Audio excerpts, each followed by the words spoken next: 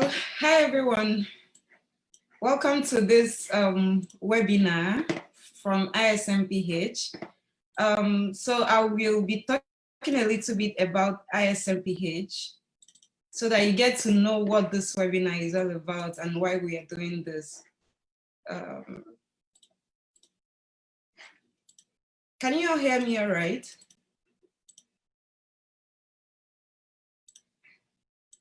Hi, can you all hear me? Yes, I can hear you. Yes, we can hear you. Yes, Okay. yes, I can hear you. Okay, thank you. So ISMPH, so first of all, my name is Modesta Bugu. I'm a student at the University of Florida. So good morning from Florida and good afternoon for all of you in Nigeria and for people joining us from all parts of the world. We are really happy to have you all here. This webinar is hosted by ISMPH. It's a media organization in public health. So it was set up in about 3 years ago, and it's located in Abuja. And what we do is we mainstream the media as a tool to use and promote healthcare information and healthcare delivery. So our executive director is Chief Moji Makonjola. I'm sure if some Nigerians here that listen to NTA News and everything, you must have heard about her, broadcasting and speaking on TV. So what we do is we do a lot of health advocacy programs, especially in the rural communities. We use a lot of multimedia tools to do that. We do awareness campaign in schools and low-income areas, and we do capacity building for the media and journalists. So for this webinar, we are happy to have 3 prominent health communicators. We have Somto Bello. Somto works with Pharmacist Foundation. I'm going to talk more about him later on. Diane Ezara is a health communications specialist in University of Florida. She's also my very good friend. And Chibika Laboso is, I don't know how to describe him, but he's an excellent communicator too that works in Nigerian Health Watch. So I am your moderator, Modesta Bugu, and I'm happy to have all of you here. So before we start, we'll set a few ground rules. We'd love if you all can keep your microphones mute. We'll take your questions after the 3 panelists have done their presentations, and we encourage you all to make your comments using the chat feature. So to start the presentation, I want to invite Somto Bello. Somto Bello is an advocacy and communication manager for Pharmacist Foundation. And Pharmacist is an international NGO that facilitates affordable healthcare in Africa. Somto has done a lot of work in communication, and most of what includes working with USAID Health Finance and Governance projects to promote access to funding for healthcare, universal healthcare. He has also worked in developing advocacy strategy for different parts of Nigeria and has helped to train a lot of journalists. He earned his master's degree in international communications at the University of Hague in Netherlands, and he works as a program chair in the university. So he's currently a PhD student at Erasmus University, Rotterdam. I mean, his profile is so enormous that I don't know how to start describing him. Happily, he's also my very good friend. So I'm happy to have you here, Somto. Somto, you have the floor. Thank you very much, Modesta. It's so nice to be here. And thank you for the warm introduction. Are you going to be controlling the slides from there? You can do that. Yeah, you can share. I think I'm not, okay. Okay, just a minute. I'll be happy to help you control that if you want. Yeah, so today I'm going to be talking about, of course, this is health communications and COVID-19. And of course, we understand what has been happening for the past few months. None of us expected that our lives would be the way it is now, and well, it's amazing. People are adjusting and people are getting, more, adjusting to the situation on the ground. So today, I'm going to be, it's just a short slide to really outline some of the few roles. I think that media executive, of course, it comprises of all medias, all facets of media, talking about new media and traditional media and journalists. What roles do you think that we have to play in order to really ensure that we communicate this pandemic, report it well, and not just, and also curb issues of misinformation and all that. So I start with this quote, to reform, you must to be informed, otherwise you deform. Basically, I strongly believe as media or journalists, I'll be using the word moral journalists, for us to really put out information there, we have to be very, very, very much informed on what we are, putting out there in terms of the information, because of course it drives people's behaviors and the way people react to things. And how do people become informed? People get informed actually by reading or by the information they get, and that's what they actually get out, and that, of course, what promotes reform altogether. So, like I said, all of us know about the COVID-19. It was it was first discovered in Wuhan on 31st of December, 2020,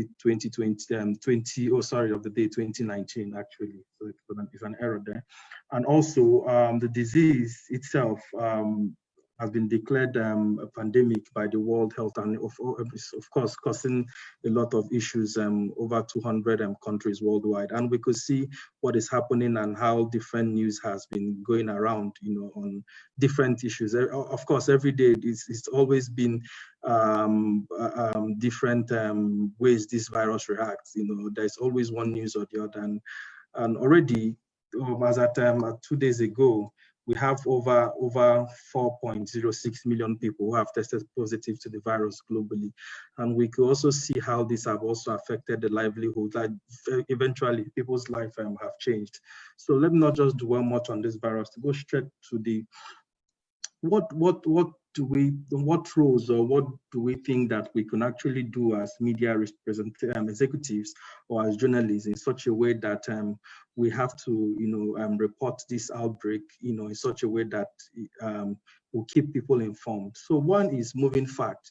One thing that I find so unique about this virus is that right from the day that this virus was announced till today, a lot of things have emanated about this virus, either in terms of the numbers that was reported, where it happened, the demographics, and also how these symptoms of this virus, and sometimes every day a lot of issues come out, a lot of information come out on, how this virus reacts and how it affects people and all that. So the question is, how do we media people, or how do journalists, the people in health communication, actually position themselves in such a way that they are going to really go with the trends and provide this information in such a way that is timely? How do they go ahead to ensure that as this information is coming out, as this information is out there, how do we take this information in such a way that people are well informed? So, and that takes a whole lot of researching and a whole lot of background and groundwork that media, or who's journalists or people basically that put information out there, should be in constant check, on how this information goes, especially in reporting this virus. And then second, it's more than a science story. We could also understand the outbreak is not just far-reaching in terms of spreading globally. The disease has now impacted, of course, many sectors. So we could understand the multi-sectorial impact this disease have, and basically all those days, of course, I've done a lot of things, when you talk about, advocating for more funding for the health sector. And I remember saying, telling governments, if you invest in the health of your people, you're also investing money in the economy. But nobody ever understood this. It was as if, health was just a very funny place to invest money in. But now we could see what is happening, how this has had a trickle-down effect in different in different sectors. The flights are shut down, the economies of different countries being shut down. We also see in our dear country Nigeria how the dollar has gone up, and inflations and all these things as a result of one thing, which is this virus. And that is what also that media or journalists should also look at, that this is not just a science, it's just not a lab story. This is not just every other scientific story. This is also something that if you're communicating, they should be in terms of the human angle of this, in terms of, ensuring that this information is well reported, and also, getting to understand how it also affects or relates to different parts, of the sectors, be it development, economy, finance, transport, and all that, so that people can, be adequately informed. And the next one is misinformation and stigma and fake news. This period, we will understand what fake news is, how misinformation is, is being spread around because of this virus, and we can understand that a lot of people have had a lot of information and people losing their life, because they weren't informed on how this virus works, and they weren't informed. Really, they don't have good information about this virus. And we think people, in the city, in the urban areas, think, oh, that this has spread. Actually, in the hinterlands and different parts, people are not adequately sensitized on what this virus is actually all about, how serious the issue is, how it affects people, and basically how how generally it's working. So I think it's high time that the media, of course, have a very good source of information, plug into the NCDC if you're Nigeria, and also plug into WHO. These are the key places that we're advised to get the rightful information in terms of putting out information. And if you also check the statistics, most of the time the number of people that are being killed, or that die because of probably they took different drugs because they were misinformed. For example, when the chloroquine was started by President Trump, we also understood what happened in Lagos, that people, were rushing and drinking chloroquine, and there were a lot of cases in the hospitals where people were losing their lives because of that issue, and that is what misinformation does. So this is a time that we also have to understand our role in terms of putting out the correct information and the right information to ensure that people are well informed in daily. And this is, like I mentioned, is a moving fact, and not just the information you gave yesterday. The information has to be constantly updated so that people will be well, carried along. And then stigma. It's so funny that I also saw in the news that most of the time people that have also recovered from the coronavirus are stigmatized. What role do we have to play in also to sensitize people to understand that coronavirus is not a death sentence, and it's not a deadly, it's not a kind of disease that when people have it and they keep spreading it and all that. So what role do we also have in such a way to eradicate that? And also looking at fake news. And there are a lot of fake news, and in quote, people say conspiracy theories, and the effect, effect is also, having. And also our young people on the 30s, when they said the WhatsApp calls, where we have our mother sending us a whole lot of things on WhatsApp on taking and ginger, and a whole lot of things that will save your life and all that. And most of the time, these things cost more harm than good. So as media executives or people in the media, this is one of the key roles we have to play in order to ensure that this pandemic is adequately managed in such a way that we win this way, because this is a general fight. Everybody has a role to play. Everybody has a role to play, and as journalists, our job is to ensure that misinformation, fake news, and issues around stigma are completely eradicated. And this can be done by the way we write our stories, be in touch with things, and ensure that things are well communicated. And then non-politicalization, so sometimes we also understand that, of course, that journalists and media people, there's always an agenda somewhere, and there's always a way these news have been tilted. I think now the whole world, what we are looking at is the humanist approach, irrespective of your political party, irrespective of where you come from, irrespective of what you represent. This is a time that we really need to put politics aside and ensure that lives are being saved. And journalists and media people are also advised that, you should talk about the real issues. Talk about the real issues. Don't politicize things. Don't take sides, and don't take this opportunity to have another motive. Basically, the aim of every journalist or media person is to hold the government accountable, and I think that is the holy grail of journalism. That you will get to get government to do what they say they will do. For example, in Nigeria, there have been a whole lot of donations, a whole lot of things that has been put in towards palliatives of this COVID virus. What roles are journalists actually, investigative journalists actually playing in regards to getting the news out there so that people can understand how these things are working, how these things are being spent, without being biased or without siding any political party or without pushing any agenda. So I think these are the basic things. I think if we if the media and journalists can actually, put this across, at this period, it will help so much in managing this COVID-19 outbreak. So, of course, I'm going to end this presentation with this quote by Malcolm X, which says, "The media is the most powerful entity on earth. They have the power to make the innocent guilty and to make the guilty innocent." That's the power, because they control the minds of the masses. So this was a quote, from Malcolm X. I put this to also remind us that we, the media, the media generally, have enormous power. Health communicators, both people in the health, both journalists, or both the mass media generally. Also, the new media, we could also see that the disruption that is happening on social media and the new media, and how information has been passed there, whereas to how it was done before. So we should understand that if we are putting information there, the information we are putting might either save a life or swing otherwise. And also understand that we are the mouthpiece of the people, and anything that we are putting out there should be done in such a way that is done to inform, change people's behaviors, and also hold people in government accountable.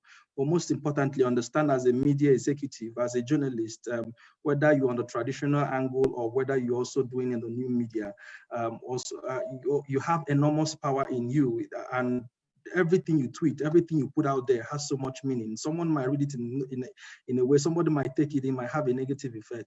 But to tell you that we have so much power, and we should work to ensure that we use what we have to advance humanity. And how do we advance humanity?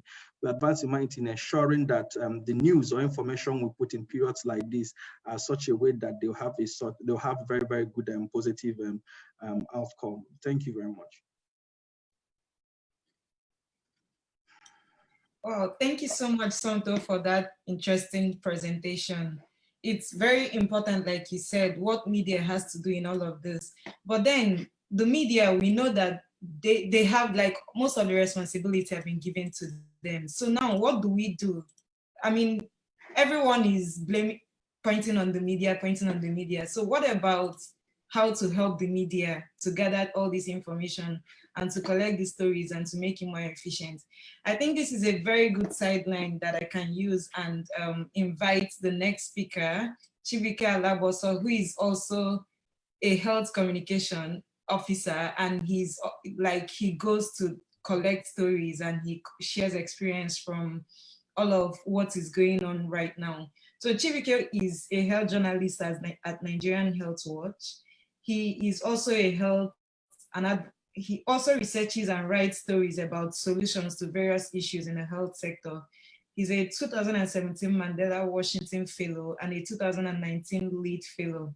And as a Lead Fellow, he's working to promote the practice of solutions journalism in Nigeria. So while Chibuike will be sharing his experience on covering COVID-19 stories in Nigeria, I would encourage you all to put up your questions, the questions that you have for Somto, on the chat section, and we'll call you up during the question and answer section to, ask those questions, and we'll discuss and have more conversations around it. So Chibuike, you have the floor. Hi everyone, good afternoon. Good afternoon. Can everyone hear me? Yes, you can. Okay. All right. Thank you very much for this opportunity, Modesta, and to the ISMPH for this amazing opportunity to share, my work and the work I do at my organization, Nigeria Health Watch. So I'll just be sharing my screen briefly. Okay. Can everyone see my screen now? Yes, we can. Okay. All right. So I have a very simple okay. I have 15 minutes to speak, I believe. So I have a very simple task this afternoon, and that is to share coverage of COVID-19 in Nigeria from my own perspective or my work at Nigeria Health Watch, how we do it. Thanks for that amazing intro. So I don't have to go back to start introducing COVID-19. We all have been, inundated with plenty news around COVID-19. Believe even the kid born today will know what COVID-19 is. So I'll just dive right into it, and I'll try to achieve that using just 3 steps. So I'll talk about my organization and our approach to advocacy, how we work, and why I believe it's important. And I am personally convinced that it's a good strategy to use because, one thing is to do a work, and another thing is to have that personal conviction around what you do. I believe it's more effective if you have personal conviction around the work that you do. And I'll share a few examples around how we've adopted this strategy or this approach in our coverage of COVID-19.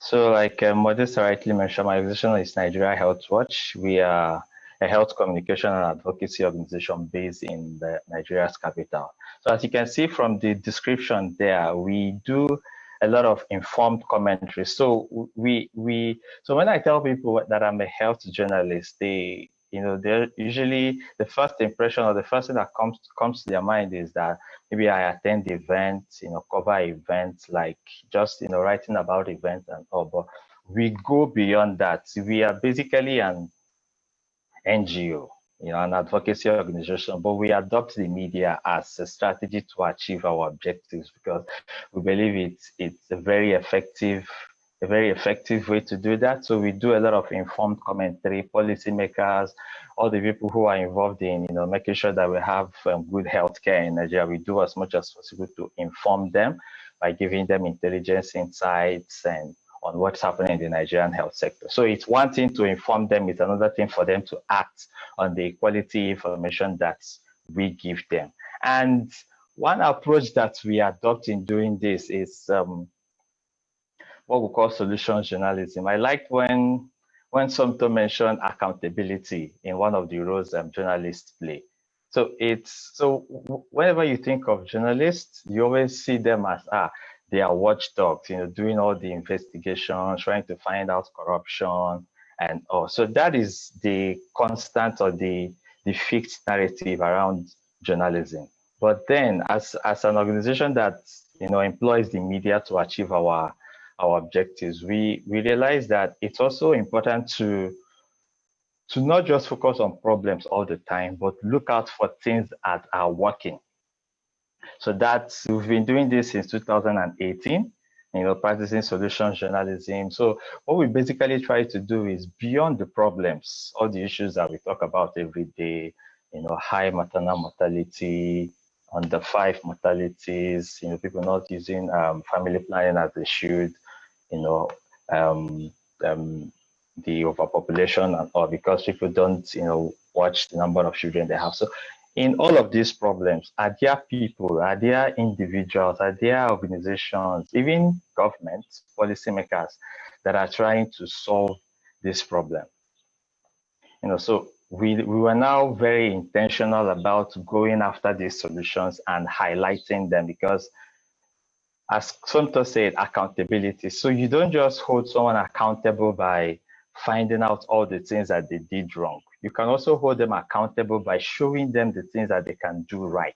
So when they give an excuse like, I don't know what to do to solve this problem, you can tell them, but we've written about this problem before. Why aren't you trying to implement this solution based on your own context. So that's been our approach to advocacy.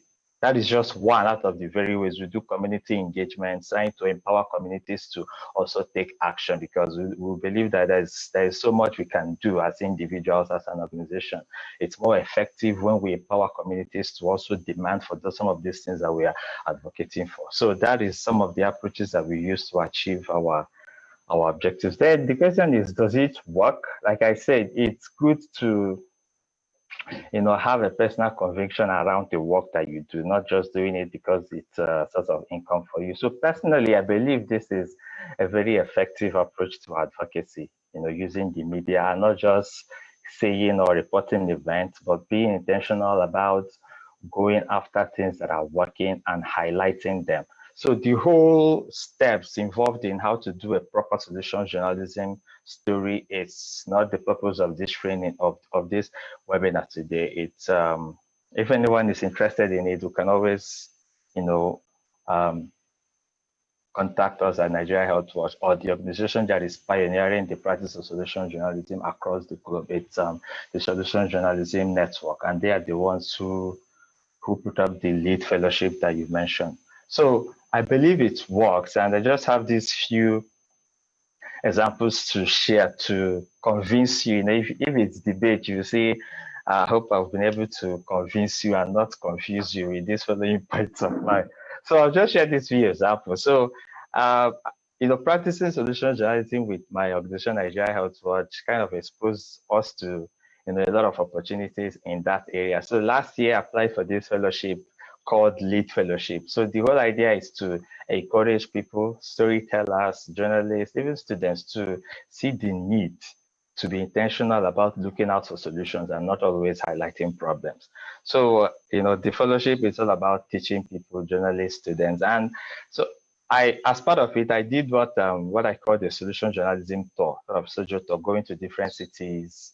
I was on that before the whole lockdown issue started. And one thing I tried to do, as taking the training on how to teach solution journalism, one thing I tried to do is to ask people a simple question when we start. So can you list out the problems that we have in Nigeria or the world? I usually make it Nigeria to be, for context specificity. So ask them to list the problems we have. And whenever I ask this question, each time I've done this like 3 times, every time I ask these questions, I actually have this. I like taking my teaching materials. I was just looking at the papers when I was thinking through the webinar. So within a minute or 2, people come up with this piece of paper I have here has 1, 2, 3, 4, 5 problems with the world, or 5 problems with Nigeria. This one has 5. This one has 1, 2, 3, 4, 5, 6, 7, 8. So it's easy to come up with these problems, because that is what we see every day. That is like the default setting of, although a lot of media houses are changing tactics now, but the default setting is always to highlight problems, COVID-19, deaths, COVID-19 infections. And that will lead me to the third example I wanted to share. So these are the things that that are constantly in our faces. So whenever you think, it's usually the first thing that jumps at you, the problems. Then I now ask another question. So, okay, yeah, we agree there are problems. This one has 4 problems listed. So I ask, so can you also list out the things that are working? Who is doing something to solve this problem or other problems? Can you just share? And it's difficult always. Like I said, I've done this like 3-4 times. It's always difficult to come up with these solutions. And if they do, it's usually 1, 2. So nothing compared to the list of problems that they usually come up with immediately. For example, this person was not able to come up with any solution till we stopped. This one has 7 problems, but okay, yeah, 2 solutions behind. Okay, this one has 3 solutions that they're able to think of. This one has no solution. So this is the default setting. And I believe, so that's why I said, I believe our approach works, because we shift beyond this. And so shifting and talking about solutions doesn't mean we neglect the problem. Like I said, this is not a lecture about doing solution journalism. Actually, a solution journalism story is not complete until you mention the problem. So this is a point to note. So talking about solution, it's not like we are neglecting the problems, not at all. You actually start with the problem, but you go beyond the problem and talk about the things that are working. So I'll go to another example to also prove that this works. As part of the fellowship, I kind of formed the group where students who are interested to learn more about solution journalism can, join the WhatsApp group. So I just checked up on them a few weeks ago and like, so how are you? What's happening in your area? Someone in Edo State, the first, just like, these examples, it's just, this is so frustrating, problem everywhere. The government is not trying, like, yeah, I understand the challenges, but it's there, at least there must be something that is working, at least, no matter how little. And to my surprise, he started listing out, things he feels that they are doing right, like trying to regulate prices, make sure that people are not taking advantage of other people to hike prices. These are things that are working. But at the first instance, he never thought of that. His first reaction was, it's all problems. I told him, you see, these are things you can also highlight if you're trying to talk about maybe how the state is responding. Then in doing that, you can also highlight the ways they can improve. And the personal story, this is also something I experienced, like at the when this whole thing started. To be honest, even as a journalist, I tell people that I was shocked the first time I realized that people actually recover from COVID-19. To be honest, the first time I saw it, I think it was on CNN, it just flashed. Like, really? Because the whole hype and news around it was like, it's all death. Either infected, number of infected and death. So I was actually shocked the first time before, I started making it a trend, checking people who are recovered. It was actually came as a shock to me, to be honest. So that's to also show you that these things are, it's there, it's real. So most people, most organizations, most communicators are not really very intentional about highlighting things that are working. And two interesting stories. I'll show that in the next slide to show that. So I usually put up these stories and these two photos when I'm teaching people about solution journalism. So these are two reputable platforms, The Time, and this is Bloomberg. And they talked about Ebola, the same topic here. And this is the picture that they used to communicate it. Ebola is coming. Ebola is coming. Scary, like, Then the other one, the Ebola fighters. So I usually ask people, so which of these stories is going to inspire you to take action? Definitely, I can answer for all of us, it's going to be number 2. So that's another thing with solution storytelling. It empowers you to take action. Yeah, the other one, the scary one, can make you click it, read the news and all, but it all ends there. It actually even causes anxiety and all. But the other one is the solution story will tell you how this thing worked, why this person did it. It's more encouraging, it's more inspiring. So that's our approach to solution journalism. And the final one to show you that our approach still works is there is also evidence that solution journalism works. I can find the link to this and send it to Modesta, maybe if you want to share with participants. This is a study that shows that solution journalism increases emotional well-being. And at this time, at this time of the pandemic, this is something that we really need. Everybody is now talking about our mental health because of the, so many a lot of scary news that we have out there.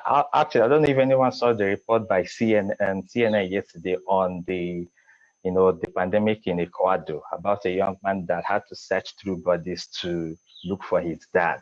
So he lost his dad, and now they lost his remains again.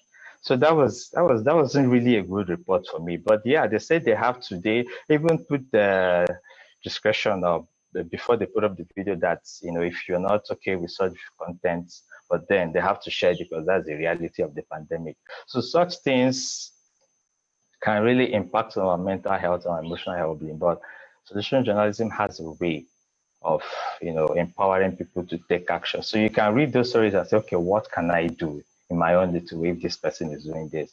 And this is another research to show that, yeah, like I said, I told you there's evidence solution journalism may move audience more than sharing images. So yeah, so to round up, I don't know if I have, so I just wanted to do like an intro, our approach, and now share. This is one of the stories that we've done around this time. So beyond chasing the latest number of people infected by NCDC. I really don't understand personally why people have to wait every 11 p.m. or so for NCDC to release, the latest figures. Because how does it help you, to be honest? So maybe you want to as a communicator, but as a normal Nigerian, there are things within your power to control. So the number of people infected, the number of people tested, a number of people who recently turned positive, you can't change that. So I don't really personally see the reason why people will stay awake at night instead of trying to, relax your head and get ready for the next day, waiting for these things. So it's important for us to know the things within our power and work towards those things. So this is one of the stories we did. We felt it's important to go beyond, the headlines. Yeah, we do analysis to have in-house analysts that analyze some of these, these happenings on how they impact us. We have people who send us opinion pieces from outside the organization.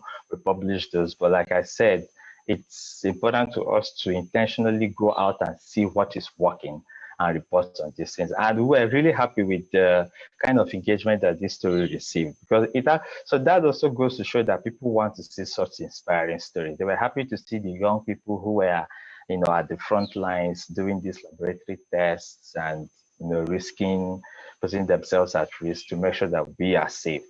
So that can inspire someone to say, okay, even though I'm not a scientist, even though I'm not a medical personnel, is there anything that I can do that, telling stories about just, the doom and gloom of the pandemic. And so my organization, we also have a research arm called AP-Africa. So Nigeria Health Watch is the health communication. AP-Africa is our research arm where we do a lot of analysis and research and evaluation. So we also came up with this because of that, our belief that we understand that people are doing something. So we started tracking what people are doing, and this time around, beyond Nigeria, what are they doing to respond to this? So you can actually go there if you know of an intervention that you think that is working in a community, anyone that is doing something, government, individual organization, you can actually go there and log in this intervention. So we have a database. So imagine at the end of all this, we have a complete and comprehensive database of everyone who did something to respond to this. And this database can outlive us.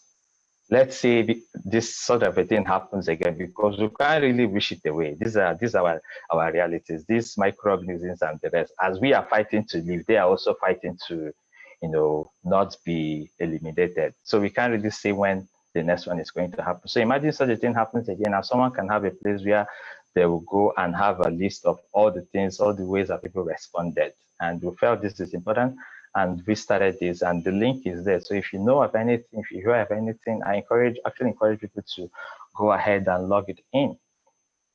I think that's basically it. I don't know if I exceeded my time. Sorry, I didn't see any notification from you.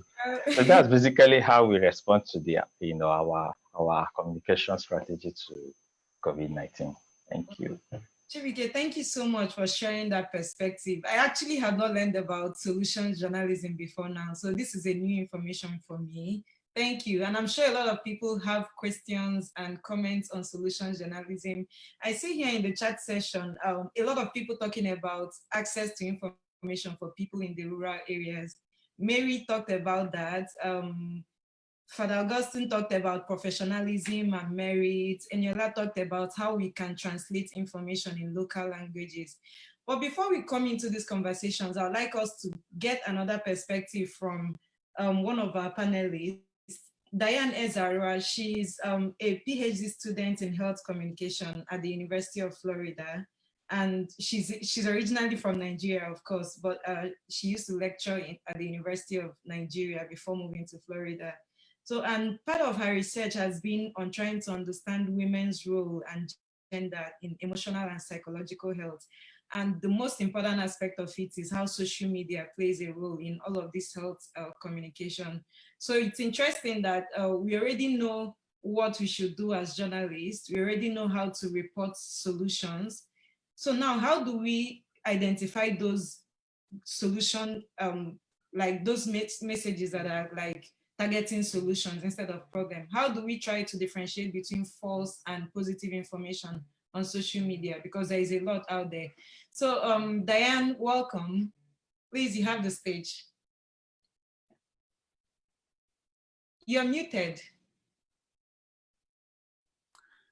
All right, thank you for giving me this opportunity to talk about my work.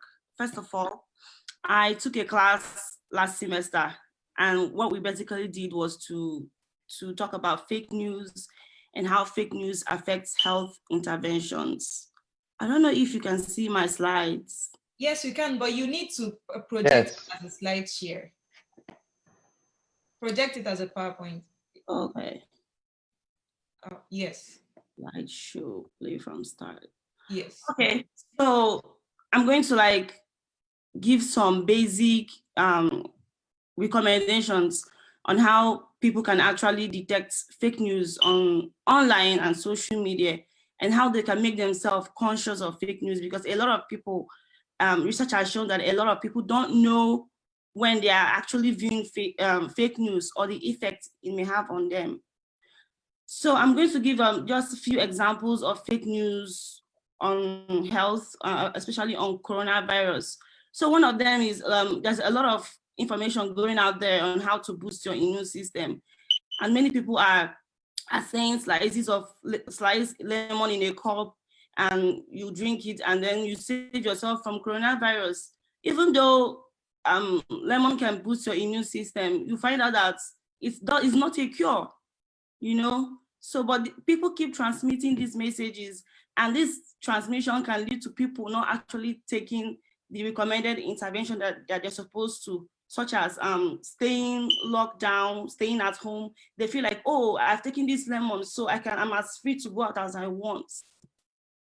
Another thing is misinformation about vaccines. I can't tell you how many news I've seen online on social media, even on my WhatsApp messages, people telling me we have vaccine, but the CDC, the NDC, everybody knows that the vaccine is not here, but people are being given high hopes, and this can have a very huge impact on how people perceive news. Another thing is Black people are immune. I've read a lot of news. People are saying our Black African blood, we are strong, so we cannot be infected. If malaria can survive in Nigeria, what is coronavirus? Then white people are dying because they are weak. These are false. In the United States, a total of 33% of Black people have died from coronavirus. In fact, we are more immune, we are more susceptible to coronavirus than any other race. But we keep sharing this news, and we keep, I remember when Lagos released their lockdown, a whole number of people out there went out thinking that, yeah, we are immune, we are not like Black people. See, in Italy, people are dying, but people are not dying. So why does this fake news, why does it spread so fast?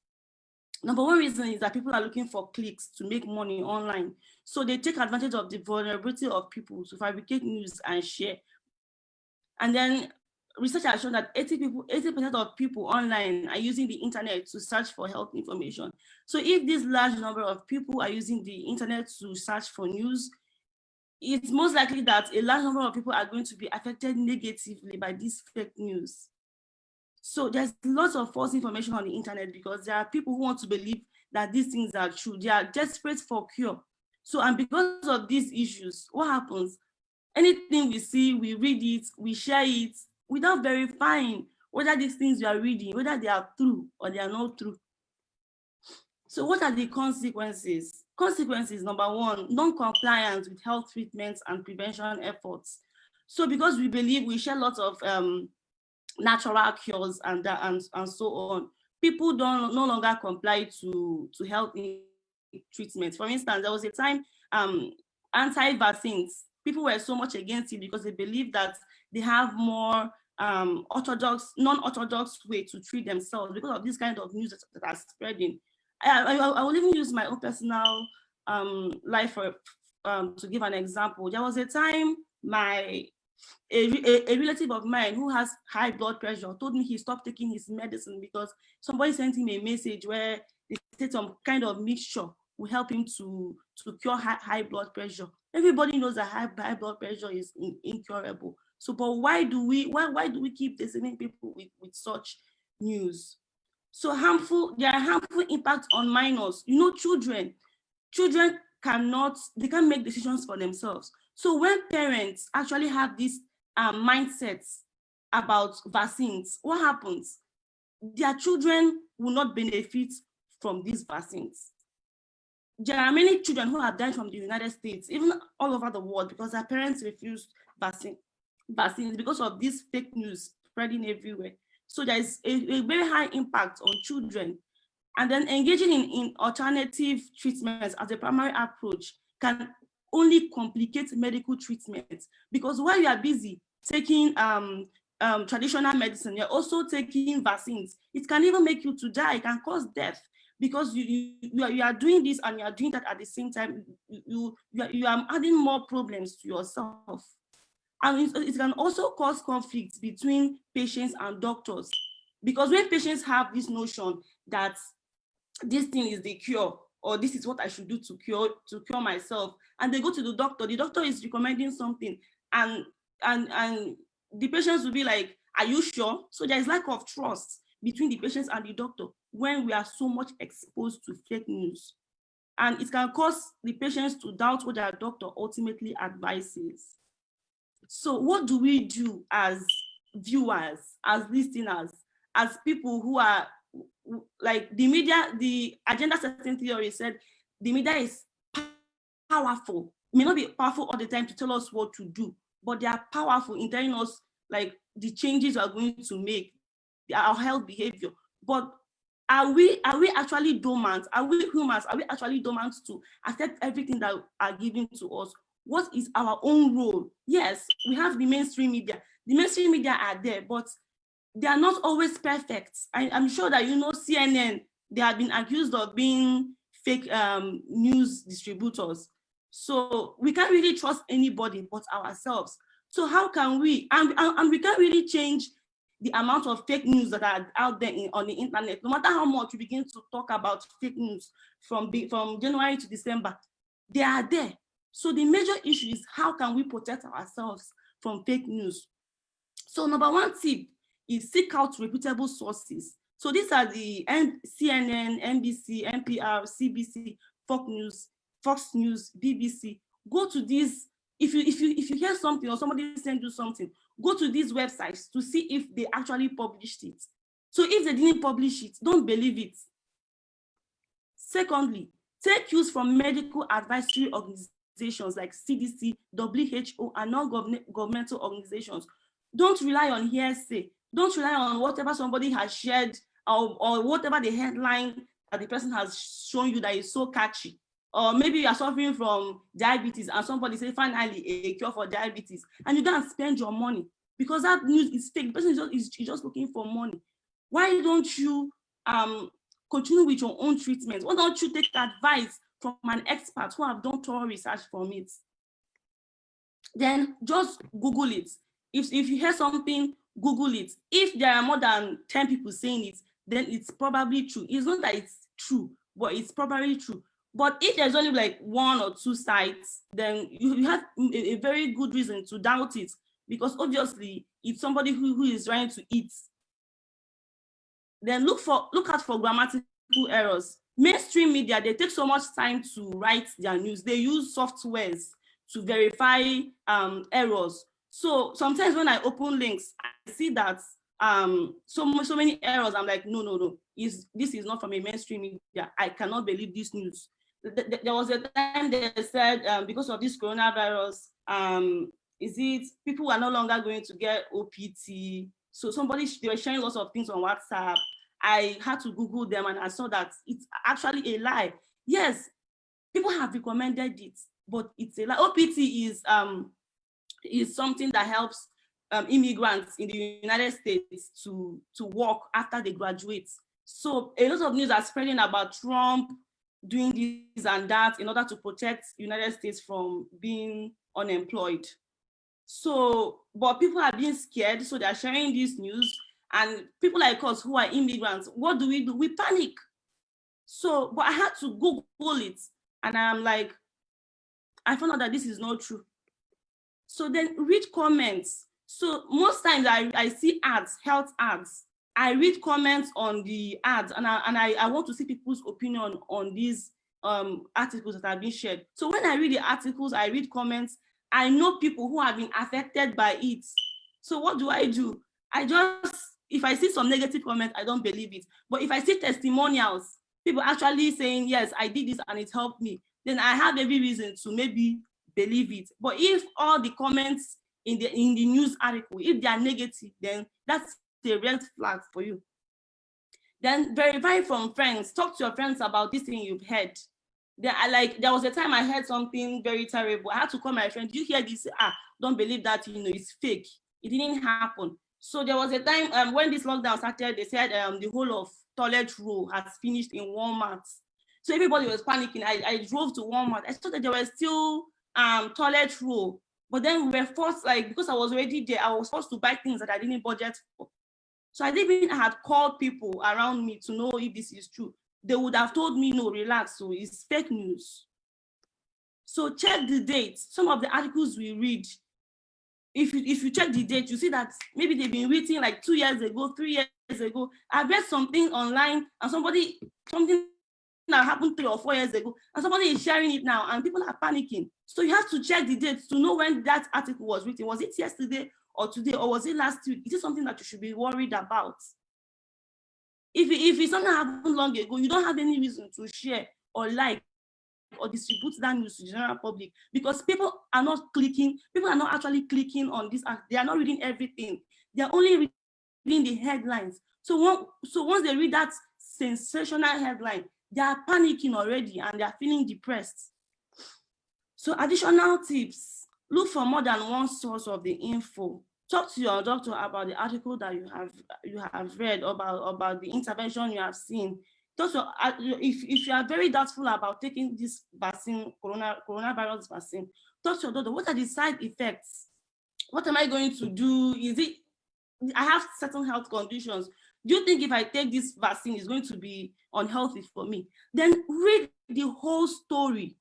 Read the whole story, because sometimes you will hear that chloroquine is a cure, may be a cure for coronavirus. Bam, you start sharing it.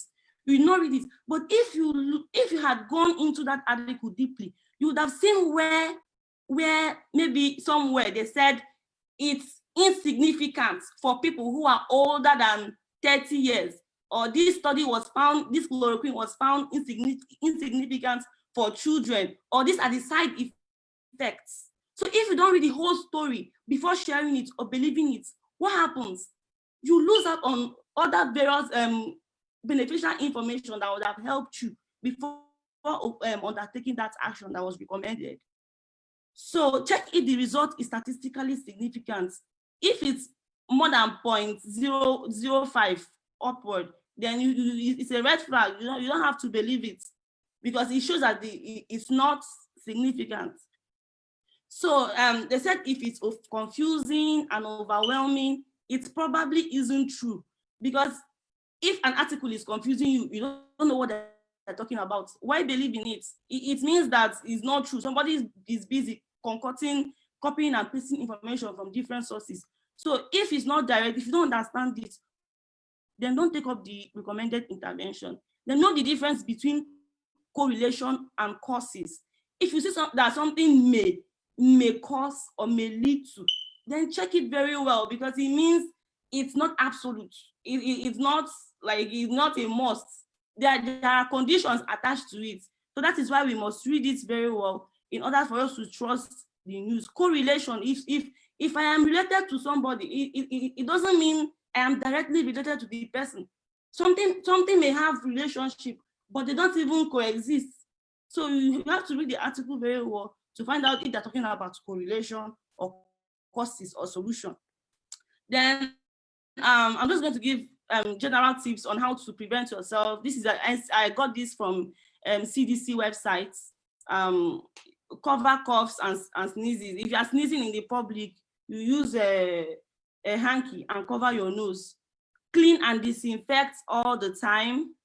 If you touch surfaces, either you wash your hand or you use your disinfectants to clean cover your mouth and nose with a face clothes wherever you are, because you're not only protecting yourself, you are protecting others. You don't even know if you have it or not. So you have to cover your nose at all times and then keep social distancing, like 6 feet from the person. Avoid close contact. Stay at home if you are sick. Put distance between yourself and other people. Know how it spreads. That's very important. If you ask now an average Nigerian or an average American, how does coronavirus spread? They may not even tell you. So you have to seek for all this information yourself in order to know the kind of recommendation that you're going to take, and so that you stop spreading fake news. Yeah, so this is the end of my slide. I hope I was able to finish within time. Well, thank you so much, Diane. You hit the nail on the head. I know you have a lot to talk about, but like you were very correct about how fake news spread. I have a question for all of us. If you can, please switch on your video. If you can switch on your video, please put it on. I have a question for all of us. How many of you here drank ginger and lime over the past 1 month? Raise up your hand. I did not drink. No, you didn't drink. Why, Chibuike? Or if I have any scratch on my neck, straight ginger, straight up. How many of us has done the ginger therapy? I want more responses. Please text on the chat box if you want. Oh, Father Augustine, you've done that? No, I've not. Well, my husband has actually. Okay. Yeah, before now, that has always been the way I take my water. It has helped me to reduce my alkaline level. So, personally, I've been a ginger. Healthy. Okay, so you're not taking it for COVID, you're taking it for alkaline. It's healthy. See, the challenge I have with this is, once you talk about virus, the obvious thing we know about this is that once it is in a hot environment, it goes off. So when you're telling us that it's a cure, it's a problem. But if you take something that is hot, the tendency that the virus will die will be there. And someone told me that once the virus is either in your throat or in your nose, then once you take it to the stomach, it will definitely die. So once you push it, the antibodies in the stomach will kill this. These are facts. But where we have a problem is where you talk about fake news. When people don't actually give us the meaning of what they are saying. It is never a cure, but it is also it boosts your immune system. Yes. Yeah, it builds up your immune system, and it's also a remedy, and it has a precautions effect. Well, thank you so much. Thank you so much for that. That goes to what Diane has been saying about fake news. Yesini, you had something to say? Oh, I think you're muted. Are you muted? Sorry. We can't hear you. Yes. Muted, sorry now. Good. Yes. Okay, yeah, she will type. Sir, you had something to say? Yeah, thank you very much. Actually, I wonder if maybe there is some certain level of like, is it misinformation from the authorities? For example, I am from Kano State, really, though I live in Kaduna. I realize that the people are, I don't know, maybe they are not adequately informed. You could see that people are dragging with authorities when maybe the authorities like visit them for evacuation to isolation center. I have received quite a number of video clips, that people are arguing, people are fighting. You see the car, you understand what happened in Gombe. So that's why I was actually, when I saw this, notification of you organizing this August webinar, I felt very happy. I say, okay, most likely let me consult, professional in the field of communication and journalism. I am a healthcare professional. I don't know how to bring about, in the future, what to do, or even right now, what to do. You get, what I'm trying to say. Number two, also, I think I had a lot of arguments with NCDC right from week 9 of COVID-19. You know, I think that is the week that the Nigerian breakout started, you know. So in the international calendar, it is week 9, which is week 1 of Nigeria. Right now, it is week 19, I think. So since that time, actually, I have been contacting them, as in people had 1 or 2 symptoms, you know, and they placed call. They placed call to NCDC.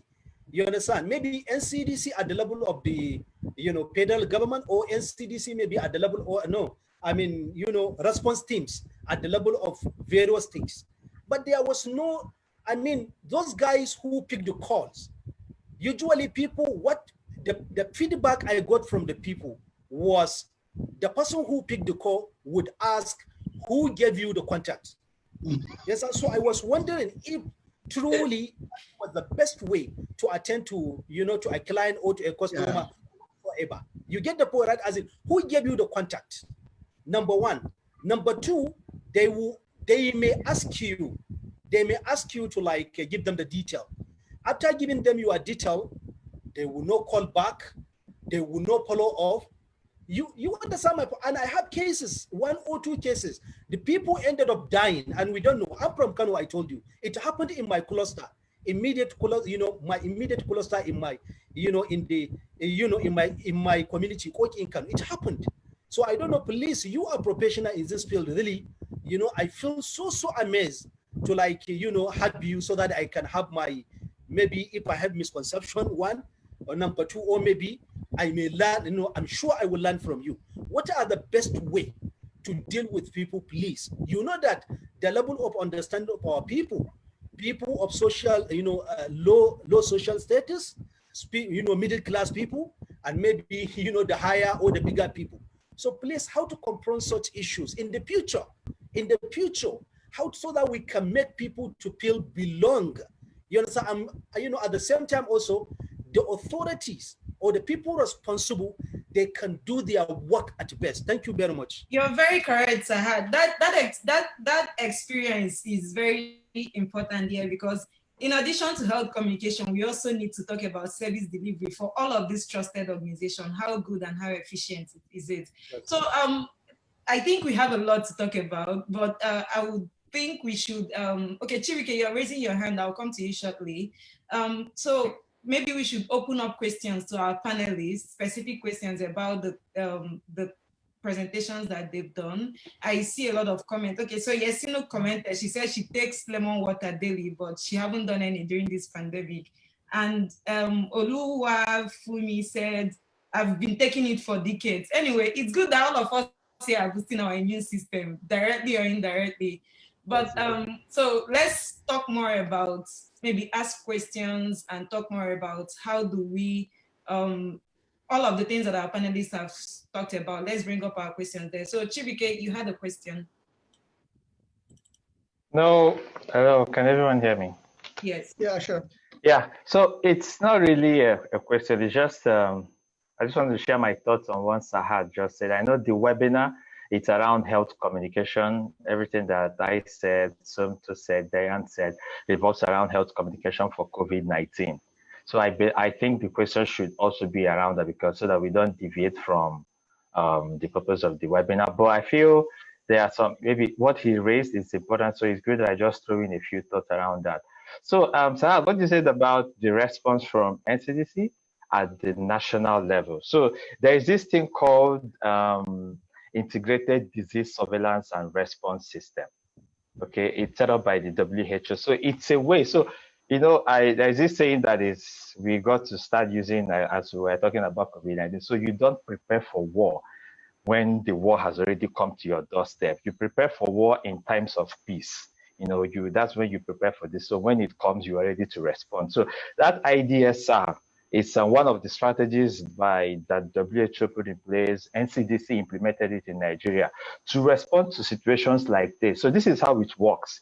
You know, the system of government will have federal, state, local government. And that was also the way that responding or notifying for diseases should be. So from the ground up.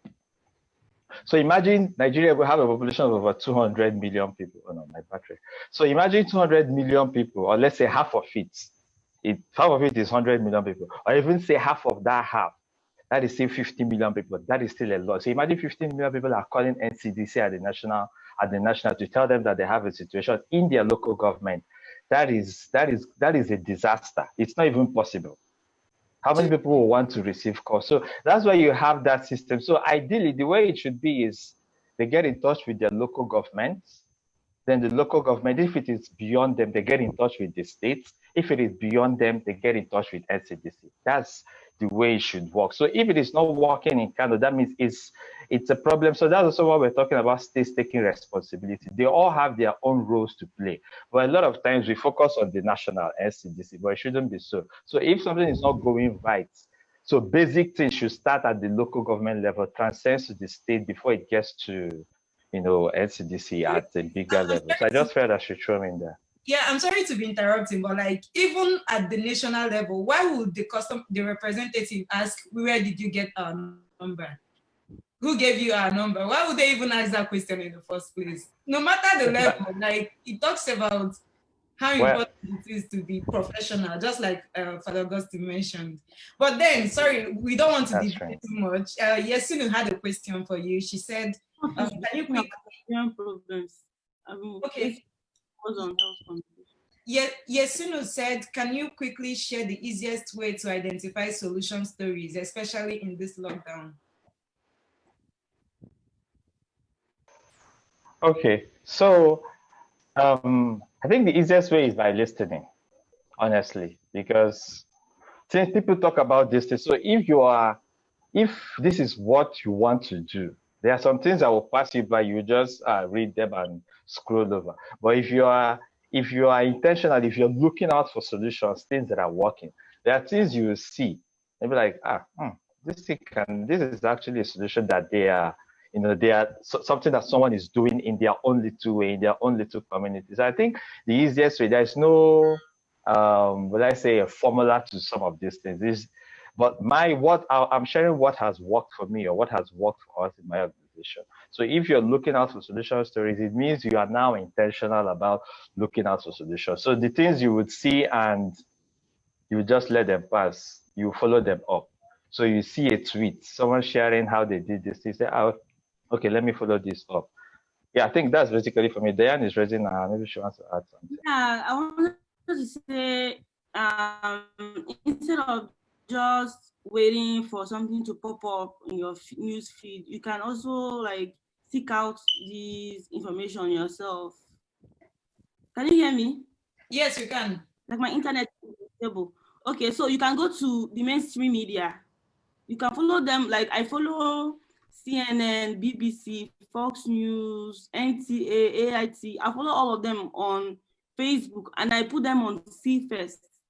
So whenever I enter Facebook, all I'm seeing are the, like as I am now, it's very difficult to deceive me with fake news, like, because I already know where to go.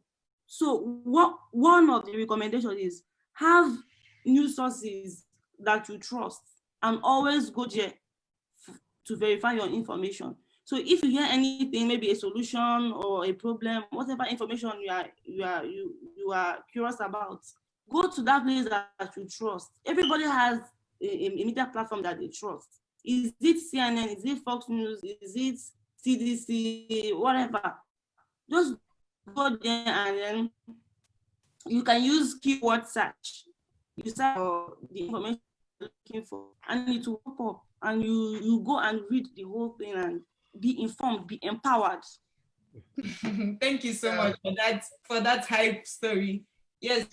I have something to add there to what Chibuike and Diane have already said. Okay. And merit. Just like what Saheed raised, Chibuike was not the one to respond to that. It is a professional question. I am in Gainesville. If I call 911, the 911 center that would pick is the one that is in Gainesville. They are the ones that will verify my comment and refer me to the place. How will I have 5 contact numbers to report a case? If you dial a number, the closest center, and Nigeria has the capacity of doing this. My Nigerian number, if I call it, If someone calls my Nigerian number, it comes straight to my American number. So if I could do this, why would Nigeria have a means of doing this? So it's fake news thrive where the real news is not there. If we have, it's through Diane that I have come to know that there is health journalism. And you now, I'm knowing that there is a solution journalism. So why is one person carrying the whole buck? Why won't you allow people to come in and play their roles in order to have what you want? Wow, that is very, very powerful. Thank you for that comment, Father. Eniola, you had a question for Somto. Do you want to put it up? I see you have it here on your comment. Do you want to shorten it and ask Somto directly? Are you there? Okay, so Somto, Eniola asked a question about how do we... Yeah, sorry, I'm here. Okay. Yes, good afternoon. Yes. So I asked a question earlier that how do we pass such information to the rural community? Because I still majorly believe that one of the problems is the overpopulation that we have in the country, and a lot of them do 50 MB, which is just like 50 naira or 100 naira, and access to information, access to those informations are not given. So in that case, what do we do? It's very scary down here because you have a lot of people who tell you there's no coronavirus. There was a video recently that a northerner was washing the hands and was drinking it, and he drank the water and was saying there's nothing like that and all of that. So, what do we do? Because those are the people that get it. Those are people that get the infection, not me, not you. I wash my hands, you wash your hands. So what of those people that don't wash their hands? Yeah. Thank you. This works in terms of strategizing your comms strategy, or your when you're actually trying to manage pandemics, and that's where communication specialists come in. That you're going to make your messaging in such a way that it appeals to different target audience. Now, that particular target audience has not been adequately prepared for. So, for example, people like that could have been a very strong sensitization in going through the people they believe, through their imams, through using local sources, like using the bosses and using they call it town criers to talk about this virus and talk about the effect on it. So the other day, I saw a picture of the Sultan of Sokoto. Sultan of Sokoto. We understand how this guy, how he's been, reverend in the north. And I saw him in a poster where he was wearing a face mask, and he was making a strategic comment about the coronavirus. So advocacies like that are extremely, extremely very important, where we could look at people, look at the populace, and try to understand why they do what they do, who they listen to more first, and then target our messaging towards them. So the example of Sultan of Sokoto was a typical example of, for example, when people in those environments get to see, him on those posters, it has a way of communicating to them that if His Eminence will be wearing this, and is advocating to this, indeed, this is actually, very, very, very, very, very true.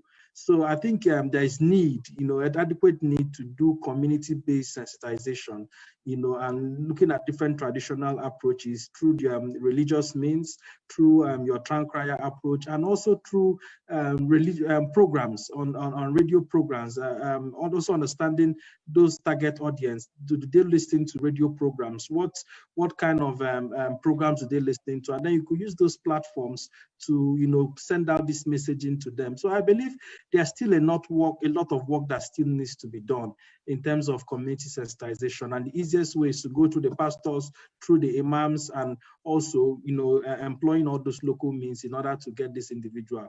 Those guys are not on Twitter, they're not on Facebook, they don't even go to NCDC, don't even go to all those platforms. And also the IEC materials that are being developed, like organization that I work with, Farm Access Foundation, we've been able to develop materials on on this coronavirus, and distributed it to different primary healthcare centers, pasting it on their walls, you know, and all that. And also we're working to also convert it to different languages so that people can actually relate to this information and have basic information on how this is done. So I think they are neglected, and there should be more work that should be done. There should be more funding. You know, stakeholders, CSO bodies and organizations should, you know, come together and really push in advocacy for that particular target group. But basically, the answer is, you know, employing the traditional means, you know, of doing that. And of course, for you to do that, you must understand their needs, their aspiration, how they behave, and you know, that will really employ the strategy to employ for them. Thank you so much, Somto. We have gone way beyond above the time limits that we have. So there is one more question for you, Chibuike, and after that we'll be closing. But then we can continue this conversation on ISMPH. We have hashtag ISMPH live webinar on Twitter. If you follow us there, we'll be able to talk more about this. So the question for you, Chibuike, is, please, we encourage you to be as brief as possible, is can you explain again the current NCDC case reporting system? Hi. Yes. Hello, can you hear me? Yes, you can. Okay, so people have made me NCDC mouthpiece. I'm not NCDC mouthpiece. So actually what I try to explain is just the flow, how the flow of information goes. Since we're talking of communication, and like Father Augustine rightly said, when you have enough good information, it's kind of pushes out the fake information. So I was just trying to say this is how it should flow. When you have a problem in your local government, you contact your local government health office. If it's beyond them, they contact the state. There's a state epidemiologist. If it's beyond them, over to my NCDC. But in the case of shoot, the battery. Oh. Okay. So that, just before we close, I just want to have a little assignment for Somto and the Chibuike. There is this discovery I made, and this thing really taught me something about Nigeria. We wanted to do palliative for my village. So we called our village head. We want the list of our villagers. To my greatest dismay, these guys don't have it. They don't know the number of families in my village. So imagine when a governor or local government chairman tells each community, bring us the list of everybody in this community, is really going to give a positive signal. So if this is one of the solutions we can use. Tell them that we're interested in where they are, whom they are, where they live. That will make them to be conscious in a way. Thank you. Thank you so much. I mean, and thank you everyone for your wonderful contributions. I mean, I don't want this to end, but sadly we have to go. So we are actually hosting another live webinar on Thursday, and that will be with journalists. Yesinu is here, and she'll be one of the panelists for that series. So we'll keep talking about this because our role is to try to promote media in all possible ways possible. So please feel free to keep reaching out to us. We're on Facebook. This webinar is live on Facebook. The address is International Society for Media in Public Health. We are on Twitter at ISMPHNG, as well as on Instagram. So thank you so much. Thanks to our panelists. Please, can we give a round of applause to our panelists? Thank you so much for your wonderful time and presentation. And we'll see you some other time. Bye. Yeah, bye-bye. Bye. In my message, I think the problem with Nigeria is not overpopulation, but corruption. There's a lack of data also. Bye, everyone. Yeah, bye-bye.